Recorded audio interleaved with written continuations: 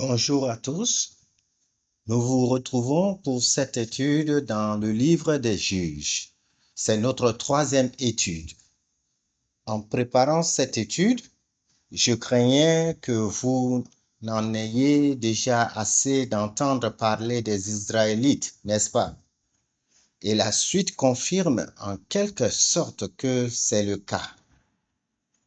Mais je ne peux pas m'en empêcher parce que c'est la Bible qui ne cesse de répéter la même chose, le même message dans le jugement. Juge chapitre 1 et 2. Et donc, depuis le début, on a juste pris une semaine. Oui, nous avons vu comment cela commence par une déclaration lorsque nous sommes arrivés après la mort de Josué. Après la mort de Josué, nous avons vu les derniers locaux et Dieu leur a donné la capacité et Dieu leur a donné le pouvoir et Dieu leur a donné essentiellement les nuits du royaume. Ils sont sortis et ont commencé à se battre, mais ils n'ont pas vaincu le royaume. Je l'ai dit. Il y a une génération, les gens avaient tellement peur du royaume. Ils ne les ont pas vaincus. Cependant, le problème est qu'ils ne continuent pas à se battre. Le problème est qu'ils ne continuent pas à se battre, mais ils ne peuvent pas terminer le travail. Ils n'ont pas essayé. Les habitants de chaque région et c'est d'essayer jusqu'au bout. Ainsi, vers la fin du chapitre 1, c'est une répétition. Ce n'est pas tel qu'ils n'ont pas pris possession de ce village ou de cette région. Et puis cela continue à se répéter. Ils sont venus et j'ai persisté à vivre sur cette terre. Et ils ne les ont pas chassés complètement. Ils ne les ont pas chassés complètement. Les Cananéens ont donc vécu au milieu d'eux. Ensuite, nous avons vu comment les propriétaires ont changé. C'était censé être les Israélites, chaque tribu prenant possession et cette région devenant la région par la tribu d'Anvers, la région pour le tribu d'Ain, mais plutôt plus tard, cela nous dit que le propriétaire de la terre est toujours les Cananéens. Et maintenant, les Israélites vivent en quelque sorte parmi eux. Au début, Dieu donne les terres aux Israélites. Ils sont censés prendre la terre et la posséder et en devenir les propriétaires, les habitants. Mais comme ils ne les ont pas repoussés jusqu'au bout, la situation a commencé à s'inverser petit à petit. Plus tard, ce sont les Israélites qui vivent parmi eux. Et maintenant, après cela, ce sont les Cananéens qui établissent les frontières.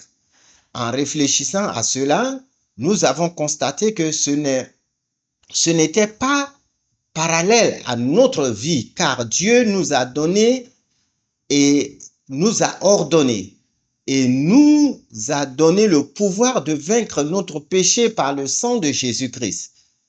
Et il nous a donné le pouvoir de prendre possession des différentes régions et domaines de notre vie et de faire de Jésus le Maître et le Seigneur. Mais quand nous voyons 2 minutes de fer, quand nous voyons trop de gens, quand nous voyons trop de choses, nous nous arrêtons. Nous avons dit que cela suffisait, que c'était suffisant. Je me suis repenti jusqu'ici et c'est suffisant. J'ai fait tant de choses et c'est suffisant.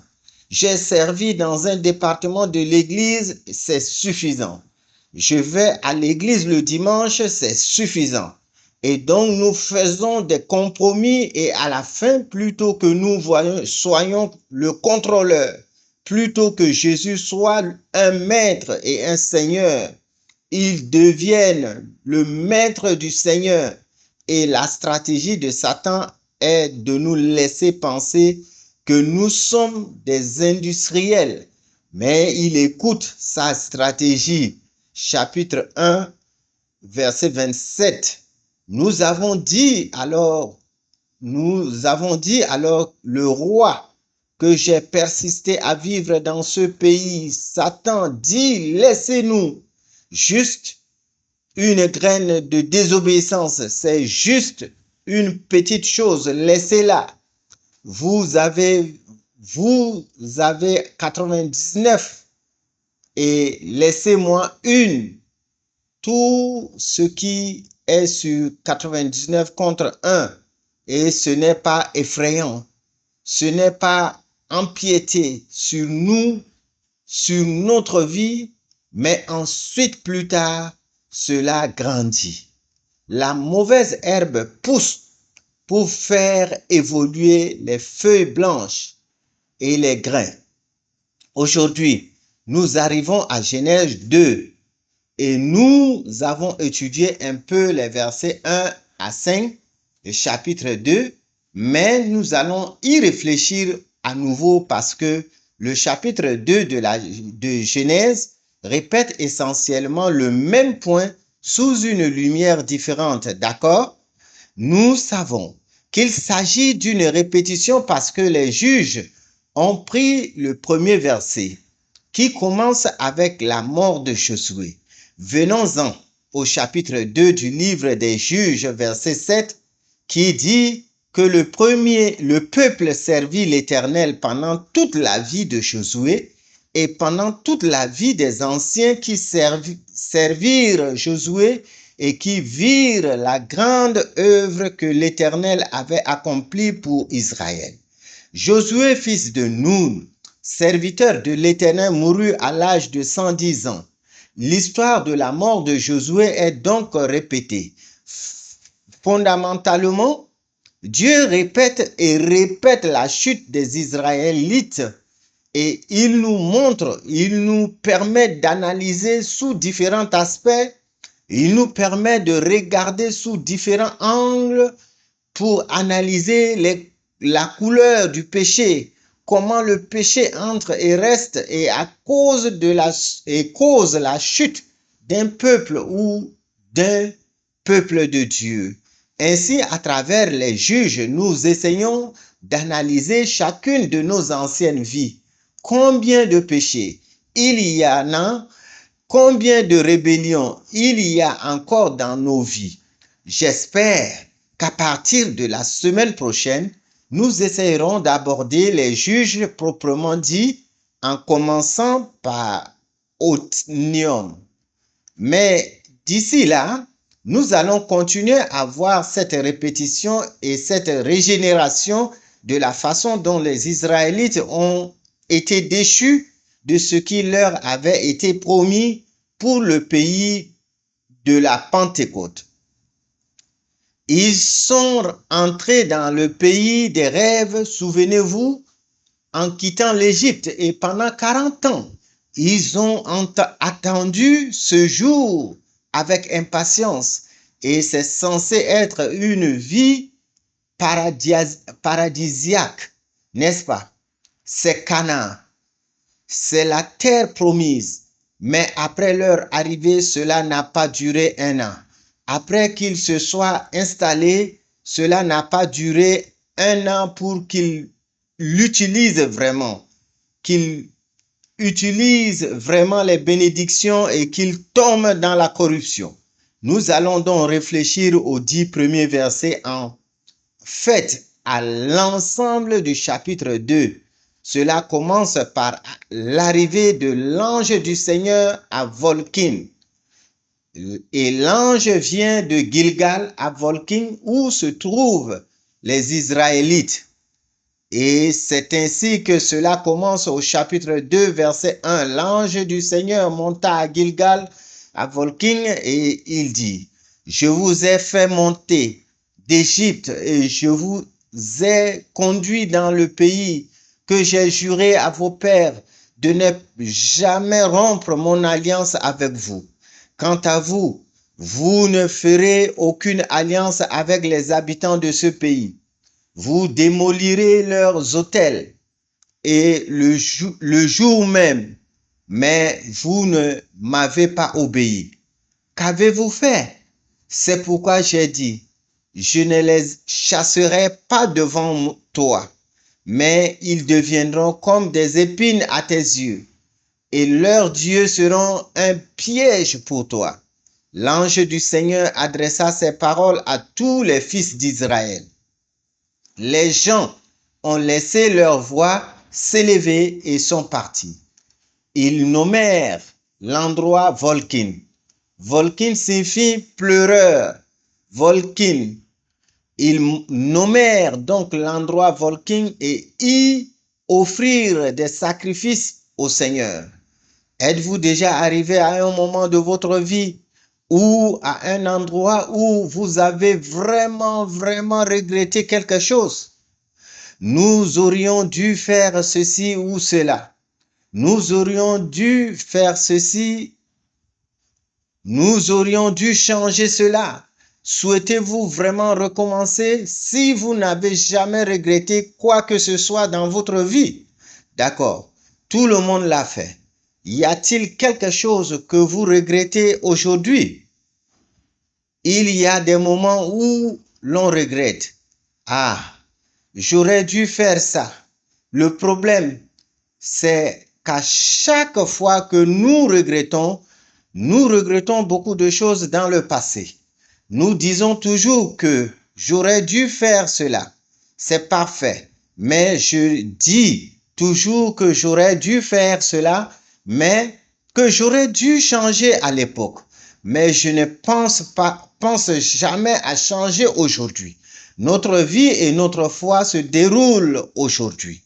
Nous commettons toujours une erreur où nous arrivons à un endroit où les choses appartiennent au passé. En regardant le passé, nous nous disons, ah, j'aurais dû faire cela. Mais cela ne continue jamais vraiment à nous tuer. Pourquoi changeons-nous maintenant pour ne pas avoir de regrets à l'avenir?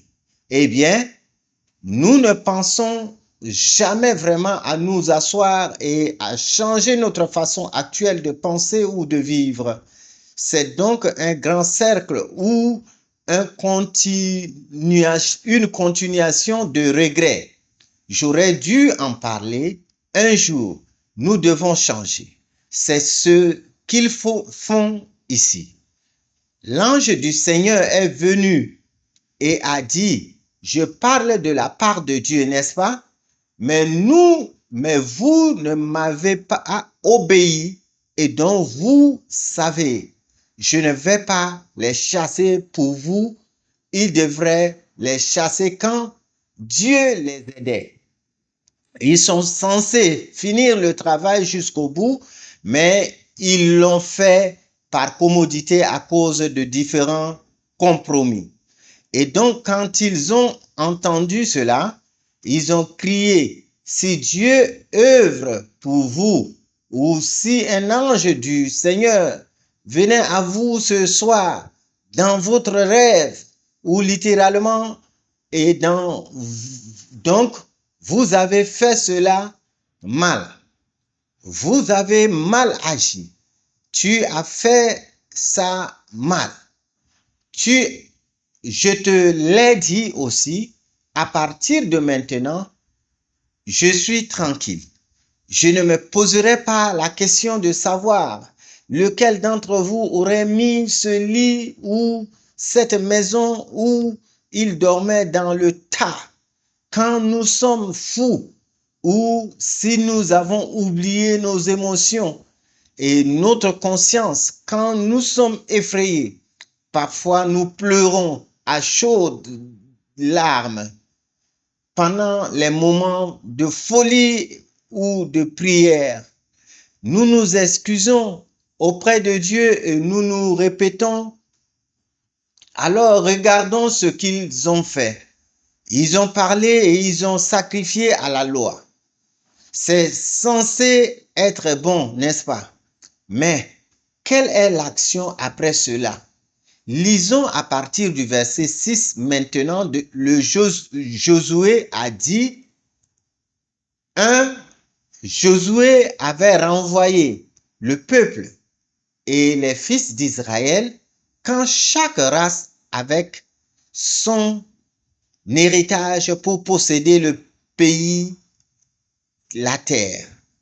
Si une équipe ne peut pas continuer à parler de la mort de Josué et de la mort des anciens qui ont survécu à Josué et de ceux qui savaient ce que le Seigneur avait fait la première nuit où ils l'ont enterré dans le territoire de son héritage et de Timnir dans le pays d'Éphraïm au nord de la montagne de Koch.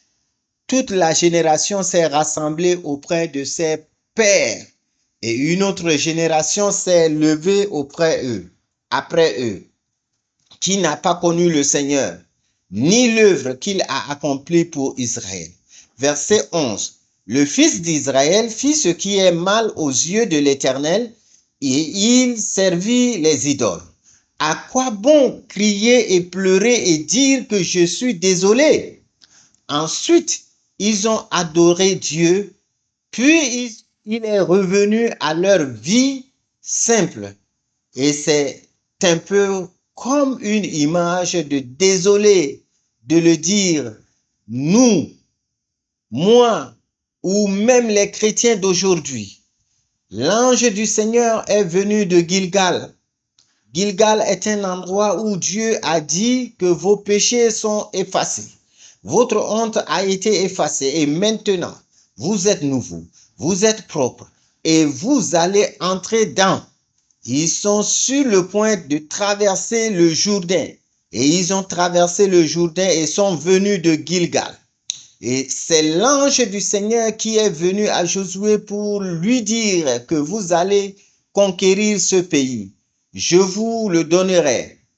Cette alliance et cet ange vient, le même ange vient leur rappeler. Souvenez-vous, nous avons promis. Souvenez-vous que vous avez dit que vous feriez ceci. Quel genre de promesse avons-nous faites? Qu'avons-nous fait? Vous ne dites pas que je vous le donnerai. Je le ferai. Je suis toujours avec vous, mais vous avez désobéi. Regardez ce que vous avez fait. Qu'est-ce que cet ange a fait? Alors le vrai repentir dans ce sens, quel serait votre vrai repentir? Qu'aurait-il dû faire? Qu'ont-ils crié? Ils ont adoré Dieu. Et après cela, quelle est la repentance? En hébreu, la repentance se dit teshuba. Cela signifie se retourner. Shuba signifie tourner, retourner, faire demi-tour. Teshuba signifie faire demi-tour. Si vous allez dans la mauvaise direction, mais je vous l'ai dit, si vous allez dans la mauvaise direction, nous faisons demi-tour et nous allons dans la bonne direction.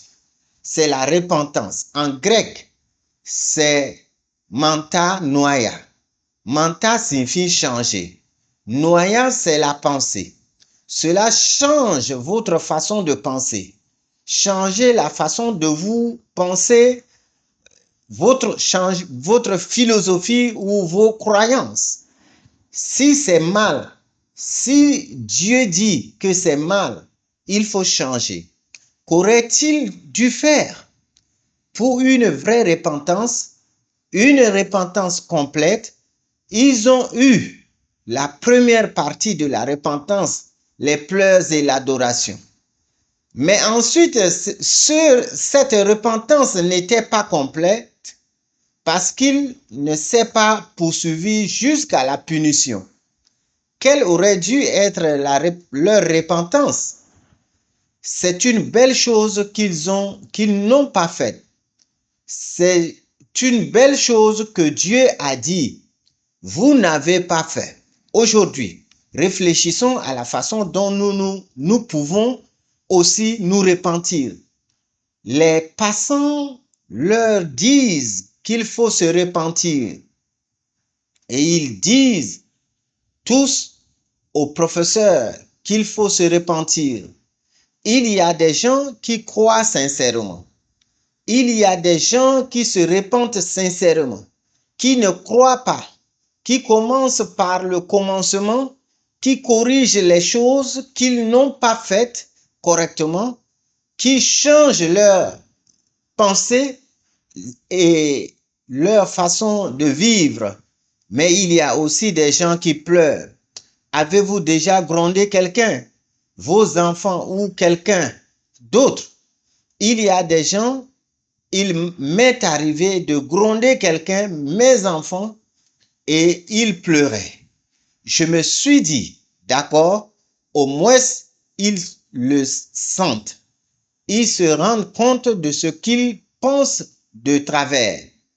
Puis j'ai réalisé qu'ils ne pleuraient pas parce qu'ils se sentaient mal à propos de ce qu'ils avaient fait, mais parce que je leur criais dessus.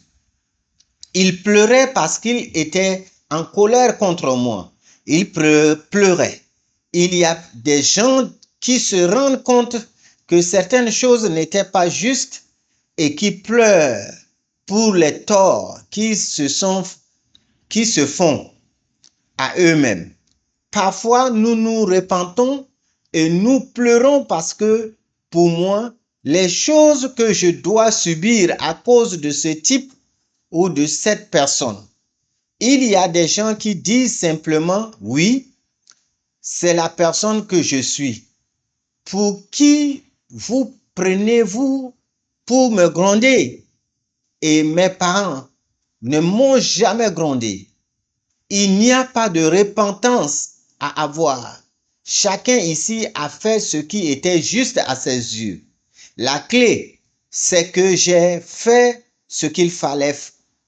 La question est, aux yeux de qui? Aux yeux de Dieu ou à vos yeux? Sommes-nous en train de nous repentir aujourd'hui? Nous repentons-nous aujourd'hui? Quelle est la dernière fois que nous nous sommes vraiment repentis? Ou essayons-nous de prouver que ce que je fais est juste et donc je continue? C'est ignorer que Dieu me dit par ma conscience ou par la parole de Dieu ce que je fais de mal. Je crois que l'un des juges locaux, je ne sais pas s'il fait la même chose avec vous, mais il me dit de revenir en arrière et de réfléchir. Ne pensez pas que vous avez cru en Jésus-Christ pendant 20 ans ou 30 ans et que vous êtes pasteur. C'est comme si vous commenciez une nouvelle vie avec le christianisme. Vous êtes au pays des cieux, une terre fraîche que Dieu vous a donnée. Et si vous vouliez tout recommencer, comment croiriez-vous vraiment? Cela me fait réfléchir. Cela me fait vraiment réfléchir au fait d'être un pasteur ou d'être un vrai chrétien une fois de plus. Croyez-vous vraiment organiser de manière répétitive? Je ne parle pas de pleurer à nouveau, de devenir dramatique ou tout le reste, mais au moins de réaliser ce que j'ai fait de mal et de m'en détourner. C'est vraiment volontairement et avec beaucoup d'efforts qu'ils se sont détournés de cette voie. Mais ils l'ont fait. Après la mort de Josué et de son peuple, une autre génération est apparue, une autre génération qui ne connaissait pas Dieu ni ce qu'il faisait. Voici le chapitre 2, verset 10. toute la génération fut réunie à ses pères, et il s'éleva après elle une autre génération qui ne connut pas le Seigneur, ni l'œuvre qu'il avait accomplie en faveur d'Israël. Cette autre génération n'est pas simplement une génération suivante ou une génération différente. Ce travail autre est d'une qualité différente. C'est que quelque chose est différente. C'est autre chose sur le plan de qualité, sur le plan spirituel. Qu'est-ce qui a causé la différence? La connaissance du Seigneur était différente. Aller à l'église chaque semaine était probablement la même chose. Et ils se disent chrétiens lorsqu'ils remplissent le formulaire de demande. Quelle est votre religion chrétienne? Probablement la même chose. Parents et enfants, la génération du feu et la génération suivante. Ils se considèrent comme des Israélites. Ils pratiquent un culte hebdomadaire et sacrifiaient ensuite. Cependant, il s'agit d'une autre génération, d'une génération différente. Pourquoi? Ils ne le savaient pas. Combien d'entre nous connaissent vraiment le Seigneur? Peut-on dire que j'ai une relation personnelle avec Dieu, avec Jésus-Christ? Est-ce réel ou croyons-nous en Jésus dont mes parents m'ont parlé? Ce Yada, le Seigneur Yada, n'est-ce pas seulement une connaissance? Il ne s'agit pas simplement de comprendre quelque chose en lisant à son sujet. C'est le même mot qui est utilisé pour désigner un conjoint ou une relation personnelle. Il s'agit d'une relation intime qui s'acquiert non seulement par le partage de la parole, mais aussi par l'intervention de Dieu dans leur vie. Ils s'entraînent pour quelque chose et Dieu leur répond. Dieu est réel dans leur vie. Vous savez, nous avons la culture et la tradition de visiter les foyers chaque année en Corée, dans notre église principale. Au début de chaque année, nous visitons entre 120 à 200 foyers. Nous leur faisons part de leurs demandes de prière. Nous leur parlions de la parole et nous prions pour eux. Connaissez-vous l'une des demandes de prière les plus populaires et les plus courantes? Je pense que c'est la même chose à l'échelle mondiale. Des demandes de prière communes et souvent année après année. J'y vais et je me dis que l'ancienne génération doit vous donner de l'argent pour mon fils et ma fille. Elle a réussi, elle a un bon travail, un bon emploi, une bonne famille, un bon niveau d'éducation et un très bon fils. Et de dire, alors, quel est le problème? Pourquoi avez-vous besoin que nous prions pour vous? Il doit aller à l'église. Il y allait très bien et c'était un très bon membre de l'église. Il faisait partie de la chorale de l'école du dimanche. Il était président du groupe des jeunes. Et maintenant, c'est un paroissien fantôme. Préfériez-vous avoir un travail moins réussi, moins beau, moins bon? Laissez-moi vous dire ceci. C'est d'entre vous qui ne sont pas mariés.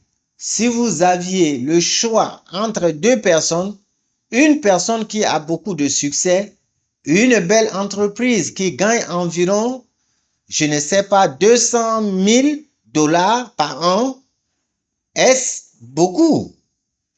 C'est un peu juste. Dans le jeu, vous savez, Harvard, Oxford, Cambridge, Management, famille riche, bon milieu, et cette personne est le seul enfant de la fourrière. de la maison. Mais ils ne croient pas en Jésus. Par contre, parce que c'est une église fantôme et qu'ils aiment vraiment Jésus, laquelle est la meilleure? Comme les parents ne cessent de le souligner, mais c'est un très très bon fils, un très gentil garçon. Cette personne est-elle chrétienne ou non? Cette personne va-t-elle être sauvée? Le problème, quel est le problème? Et il continue à parler du passé. Il était le président du groupe des jeunes. Il était si bon, il mémorisait toutes ces choses à l'école du dimanche. Mais maintenant, il ne m'écoute plus. Ou il était la barrière ici. Je leur ai donc demandé, quel est le problème à votre avis? Certains d'entre eux ont donné une bonne réponse, d'autres ne savaient pas. Je suis donc allé interviewer ou parler à ses fils et filles. Et souvent, ils disent, si le christianisme consiste à vivre en Jésus, être chrétien, c'est comme suivre un cycle actuel. Et il a dit, c'est une bonne église, parce qu'ils étaient censés aller à l'église. Ils parlaient de Dieu, ils parlaient de toutes ces choses et de toutes les connaissances. Mais où sont ceux qui les voient? Comment ils agissent? Et de quoi ils parlent à la maison? Il y a tellement d'hypocrisie. Ils nous disent d'aller à l'église, mais quand ils reviennent de l'église, ils se plaignent de l'église, du pasteur de l'église et des autres personnes qui vont à l'église. Ils nous disent de lire la Bible, mais ils font tout ce qui ne suit pas la Bible. Et ce sont mes parents qui nous ont dit de sauter l'église pour que je puisse étudier, parce que mes notes étaient importantes, parce que ma leçon biblique était plus importante, parce que mes leçons d'anglais, chinois étaient plus importantes. Et non pas, ils nous disent d'aller à l'église, ils nous ont appris que toutes ces choses étaient plus importantes. Nous devons nous demander ce que nous enseignons à nos enfants, parce qu'il s'agit d'une génération. Nous ne pouvons pas seulement blâmer cette autre génération. C'est la génération précédente qui n'a pas réussi à la transmettre à une autre génération. Dieu leur a dit, Exode chapitre 12, versets 24 à 27, et vous observerez cet événement comme une ordonnance pour vous et vos enfants à jamais. Lorsque vous entrerez dans le pays que l'Éternel vous donnera, comme il l'a promis, vous observerez ce droit, et lorsque vos enfants vous demanderont ce que ce droit signifie pour vous, vous direz qu'il s'agit d'un sacrifice de la Pâque à l'Éternel qui a passé par-dessus les maisons des fils d'Israël en Égypte lorsqu'il a frappé les Égyptiens. En fait, Dieu dit aux Israélites que lorsque vous entrerez dans le pays, vous devrez leur enseigner et leur raconter ce que j'ai fait. C'est la marque du salut. Jean chapitre 5, versets 9 à 12. L'Éternel dit à Josué, « Aujourd'hui je roule loin de toi l'opprobre de l'Égypte. » Le nom de ce lieu est donc appelé Gilgamash. Dans ce jeu, les fils d'Israël ont campé à Gilgamesh, et plus tard, Dieu a dit, « Dressez ici des pierres pour vous en souvenir. » Jean chapitre 4, versets 4 à 9. Ici, Israël, Éternel est notre Dieu. Le Seigneur est unique. Tu aimeras le Seigneur ton Dieu de tout ton cœur, de toute ton âme, de toute ta force. Ces paroles que je te prescris aujourd'hui seront sur ton cœur. Tu les enseigneras avec soin à tes fils et tu les réconforteras quand tu seras assis dans ta maison et quand vous marcherez en chemin, et quand vous vous coucherez et quand vous vous leverez. Dieu continue à leur dire, enseignez à vos enfants. Vous êtes également au chapitre 6, versets 20 à 25. Lorsque ton fils te demandera dans la suite des temps ce que signifie le témoignage, les lois et les ordonnances que le Seigneur ton Dieu, le Seigneur notre Dieu, t'a prescrit, tu diras à ton fils, que signifie le témoignage, les lois et les ordonnances que le Seigneur ton Dieu, le Seigneur notre Dieu t'a prescrit? Tu diras alors à ton fils, nous avons été esclaves de Pharaon, de l'Égypte, etc. Et je ne leur ai même pas dit ce qu'il fallait leur dire, mais nous, le meilleur enseignement, c'est de leur montrer ce qu'est la vraie vie chrétienne. Mais si nous montrons à nos enfants que nos visages et notre vie sont différents de ceux de l'église ou de la maison, qu'apprendront-ils? Et c'est l'une des raisons pour lesquelles le christianisme diminue. Pourquoi les jeunes ne vont-ils pas à l'église? Et si vous vous considérez comme jeune, la deuxième génération, la troisième génération, n'en faisons pas une excuse pour ne pas aller à l'église. Nous devrions au moins recommencer. Et c'est ainsi que commence le temps des juges, verset 11. Les fils d'Israël firent ce qui est mal aux yeux de l'Éternel et ils servirent les idoles. Et cela se termine ainsi. C'est vers la toute fin du temps des juges. Daniel chapitre 1, chapitre 3, versets 1 à 3. Le jeune Samuel était au service de l'Éternel devant Élie. La parole du Seigneur était rare à l'époque. Les visions étaient peu fréquentes. Que se passe-t-il si l'on ne connaît pas Dieu? Vous savez, les parents insistent toujours sur le fait que leurs enfants sont gentils, comme si cela rendait moins important le fait de ne pas aller, de ne pas croire en Jésus. Mais verset 12 des Juges, chapitre 2, verset 12, le résultat de la méconnaissance de Dieu, c'est ce qui se passe. Et ils forcèrent l'Éternel, leur Père, qui les avait fait sortir du pays d'Égypte. Rappelez-vous, voyez-vous la répétition? Dieu leur a dit, vous devez leur enseigner comment je vous ai fait sortir du pays d'Égypte.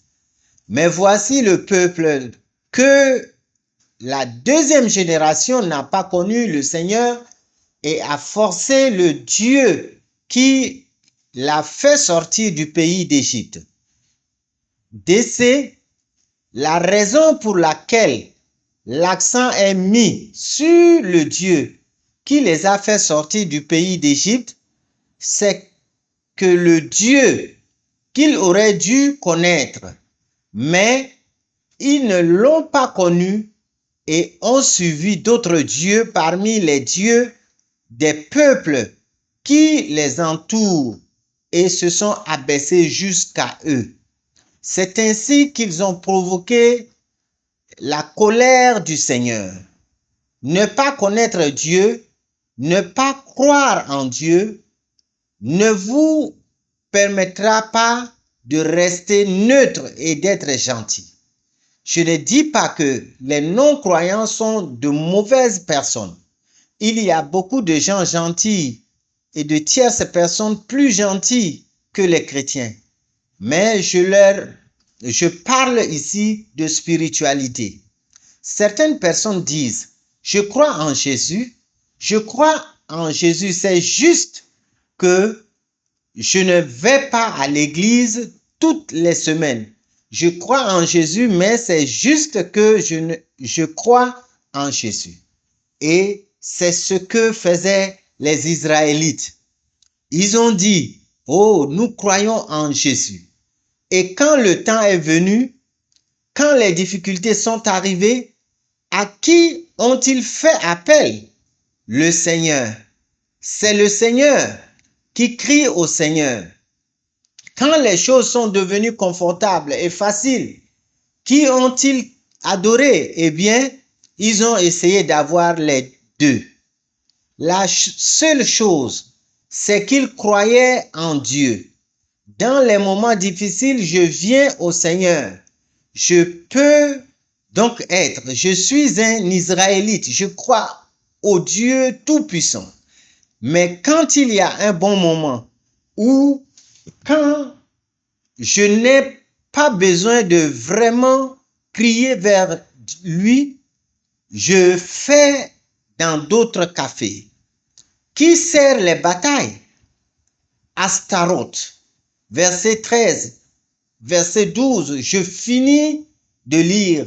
J'ai suivi d'autres dieux parmi les dieux des peuples qui les entourent et je me suis prosterné devant eux.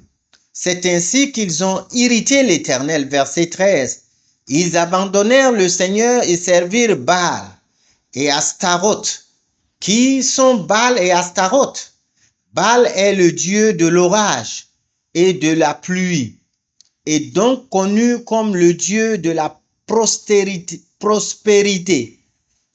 Astaroth ou Astaroth est essentiellement connu comme son partenaire et déesse de la fertilité. Fertilité de l'homme et de la terre. Il s'agit donc de Dieu, mari et femme. Et ce qu'ils font, c'est qu'ils fournissent la pluie.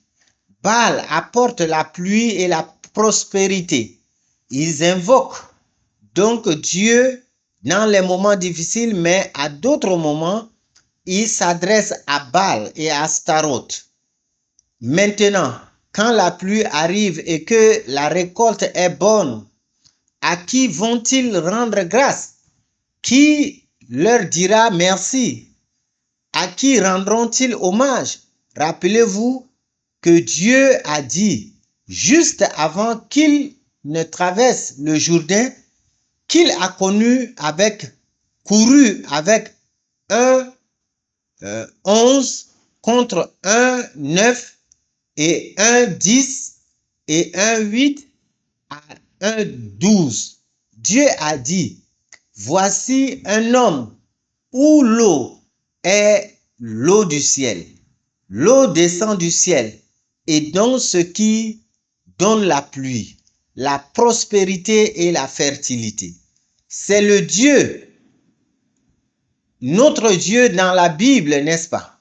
Mais c'est ce que Satan aime faire. Il le superpose comme il a dit à Ève. Tu peux manger.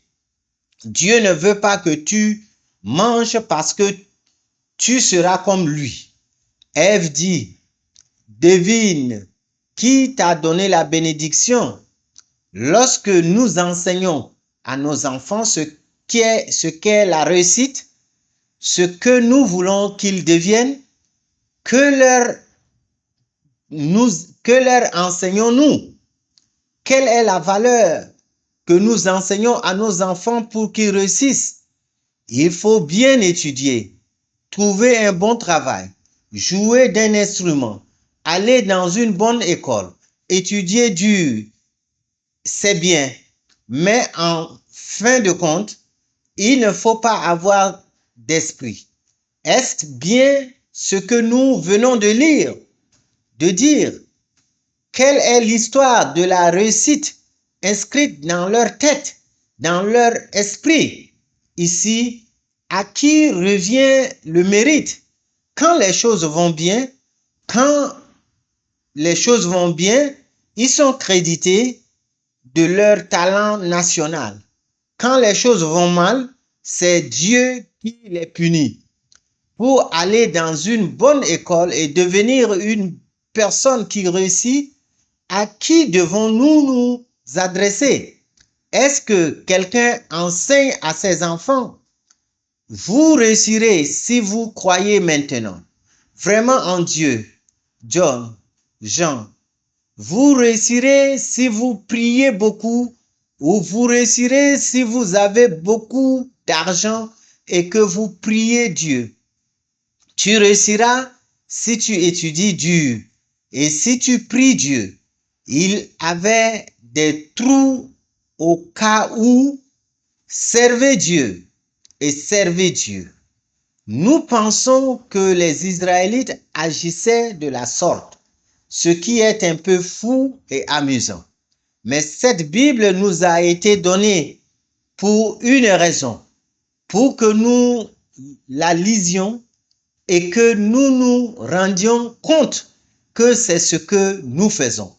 Nous dépensons beaucoup d'argent pour enseigner à nos enfants, pour les envoyer dans une école ou pour apprendre à les instruire.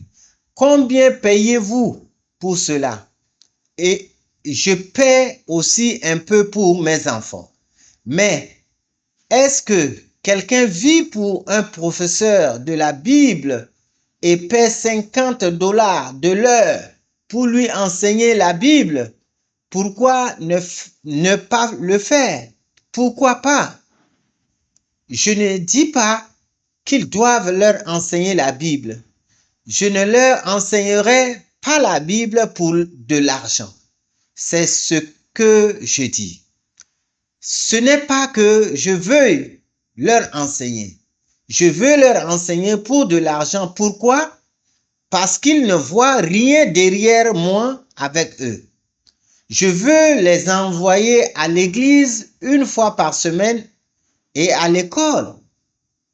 Vous les envoyez à l'école tous les jours. Tu leur apprends toujours des choses supplémentaires, n'est-ce pas? Je leur enverrai à l'église une fois par semaine. C'est suffisant. Ils apprendront. Vous payez un supplément pour les envoyer à l'école, n'est-ce pas? Qu'en est-il du supplément pour les envoyer dans le royaume de Dieu? Comment enseignons-nous à nos enfants? Je pense que nous vivons notre vie et que nous enseignons à nos enfants comment avoir 2 mois, comment honorer Dieu et Dieu en même temps. Mais je dis simplement qu'aujourd'hui, l'ange du Seigneur dit que vous ne pouvez pas avoir les deux. Faites un choix. C'est comme avoir une femme et un confident. L'un d'eux partira. Et c'est pourquoi ils ont dit que nous croyons toujours en Dieu. Dieu a dit qu'ils l'ont forcé pour le Seigneur 3 fois. Ils l'ont forcé pour le Seigneur et enfin, lisons verset 13. Ils l'ont donc forcé pour le Seigneur et servi par tout et l'Astaroth de droite. Ils l'ont forcé pour le Seigneur, ce qui veut dire qu'ils l'ont jeté, l'ont considéré comme un déchet, d'accord? Et ont servi par tout et par chacun. C'est comme un pas dans le cœur du cœur. Servi, ce mot, devinez ce que c'est. Un mot hébreu. Mon mot hébreu préféré, n'est-ce pas? Abad. Adam était censé être dans le jardin d'Éden. La chose même que Dieu leur a enseignée. Ce que les prêtres et les lévites, les Israélites sont censés faire à ce moment-là, je l'appelle Abad. Et ils font exactement la même chose. Le Baal et l'Astérote. Nous apprenons à l'Église comment servir Dieu, mais l'objet de notre service devient alors une chose mondaine. Sommes-nous vraiment chrétiens? Là encore, nous devons nous poser la question. C'est le contraire de la vie d'Abraham. Nous apprenons de la vie de séparation d'Abraham. Abraham vit pour séparer les choses du monde, les deux dieux qu'il avait ou les deux grands piliers qu'il avait dans sa vie, pour les séparer et ne servir que Dieu.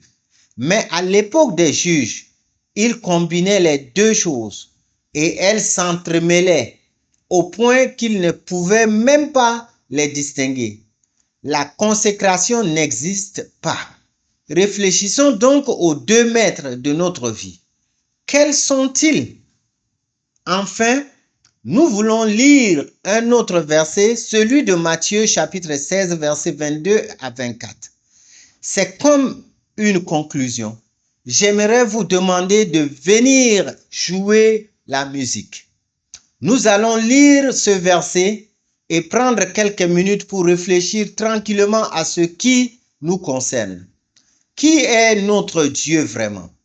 Nous disons, comme à l'époque des juges, nous disons que nous servons Dieu, que nous croyons en Dieu, que nous venons à tous les cultes. Mais où passons-nous notre temps et notre argent? Où investissons-nous? Matthieu chapitre 16, versets 22 à 24 est très choquant. Et cela a choqué Pierre. Nous avons remarqué que ce que Jésus a dit, je vais souffrir et je serai crucifié. Pierre, c'est Pierre qui le dit. Pierre l'a pris à part et a commencé à lui faire des reproches. Qui fait des reproches? Pierre reproche à Jésus d'avoir dit cela. Et il dit, que Dieu t'en préserve, Seigneur. Cela n'en t'arrivera pas jamais. Il s'est retourné et a dit à Pierre. Jésus a essayé de s'adresser à Pierre et a dit, passe derrière moi, Satan. Nous le savons très bien, n'est-ce pas? Ici, tu es une pierre d'achoppement pour moi, car tu ne te préoccupes pas de l'intérêt de Dieu, mais de celui de l'homme. Vous remarquez ici, Dieu lui a dit, Satan, quand tu deviendras un Satan, pas quand tu mettras ton cœur dans les choses de Satan. Il dit, tu ne t'intéresses pas aux intérêts de Dieu, mais aux intérêts des hommes. Quand nous nous intéressons aux hommes, quand nous mettons notre cœur dans les intérêts des hommes, alors nous devenons Satan. Nous n'avons même pas besoin de penser aux intérêts de Satan. Lorsque l'intérêt de l'homme devient le maître et la force de ma vie, je suis de Satan. Et Jésus a dit, je pourrais dire, je suis toujours chrétien. Mais si je mets Dieu comme figure de proue et que je sers d'autres choses dans ma vie amoureuse, Dieu dit, tu es pour Satan. Tu me bénis. Alors réfléchissons. Venons devant le Seigneur et réfléchissons à ce que je peux faire pour revenir. Que puis-je faire pour enseigner à mes enfants au lieu de m'inquiéter du fait qu'ils ne viennent pas à l'église? Que leur ai-je appris? Qu'est-ce que je leur ai appris? Je ne dis pas que tout le monde fait mal les choses. Il y a des enfants qui pensent, qui passent par la puberté et qui ont le temps de s'installer et d'organiser leurs pensées. Et ils deviendront très diversifiés. Du moins, c'est le cas. Nous sommes tous passés par là. Ce n'est pas nécessairement, pas toujours la faute des parents, mais il est bénéfique pour nous de moins de réfléchir à cette question. L'ange du Seigneur demande, qu'est-ce que tu fais? Es-tu vraiment en train d'économiser pour que Dieu accomplisse cette volonté? Quel est l'intérêt de l'homme? Le centre de votre mobile? Votre esprit est-il fixé sur l'intérêt de l'homme? Ils ont dit, Dieu, nous les avons assez chassés. Et donc, pour des raisons de commodité, pour des raisons de confort, nous devons vraiment prendre les devants et nous battre si durement pour les chasser jusqu'au bout. Ce n'est pas juste. Et nous essayons parfois de reconstruire Dieu comme Pierre l'a fait. Nous raisonnons parfois avec Dieu. Nous leur disons pourquoi c'est mal, pourquoi nous avons raison. Mais nous nous présentons tranquillement devant le Seigneur et c'est vraiment formidable pour notre prochaine génération. C'est formidable pour notre Église. Plus que toute autre chose, nous méditons sur la façon dont je pense que c'est un chrétien, un vrai chrétien. Père, nous t'aimons vraiment et nous voulons suivre tes voies. Mais parfois parce que nous ne savons pas, parfois parce que nous sommes tellement pris par la vie que nous vivons, nous avons oublié où tu es, qui es-tu, qui tu es, et nous ne savions même pas ce que nous faisons. Père, merci beaucoup de nous avoir envoyé ce même ange de Kédil qui nous demande, qu'est-ce que tu fais? Père, merci de nous donner l'occasion de ramener cela à notre propre vie chrétienne. Lorsque nous marchons, que nous venons à l'église et que nous t'adorons, Père, aide-moi à te donner un sacrifice pur, sans hypocrisie, sans forme indolente, sans recherche de soi ni d'avantage personnel. Père, nous prions pour que notre foi, notre service et notre adoration soient si authentiques et si agréables pour toi. Père, nous sommes si faibles, vous êtes si égoïstes, mais vous ne nous avez pas rejetés. Tu nous appelles toujours tes enfants, même avec tout ce que nous avons fait de mal. Tu es toujours là. Et donc, Père, nous prions pour que tu nous permettes de nous lever une fois de plus, que tu nous permettes de nous retourner une fois de plus et de finir le travail que tu nous as donné. Il ne peut s'agir de sortir des ténèbres et de se détourner de nos péchés.